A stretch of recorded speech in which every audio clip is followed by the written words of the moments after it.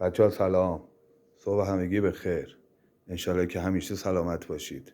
فالوورای عزیزم، امروز میخوام یه چیزی بهتون نشون بدم ببینم میدونید اینا چی هن یا نه. آره، شاید خیلی تو بدونید. اینها سند تکبرگ هستن. میدونید که از این به بعد تمام املاک باید چی از این سندا داشته باشه.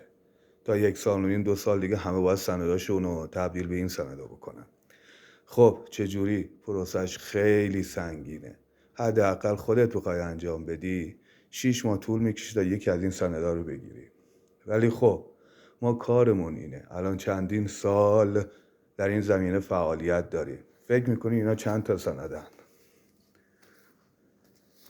نزدیک به 400 تا سند. نزدیک به 400 تا سند بچه ها. فکر میکنی اینا رو ما در عرض چه مدت گرفته باشیم؟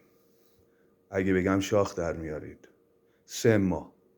به بهترین نحو، به سریعترین نحو، به سریعترین نحو برای مالکین این کار رو انجام دادیم.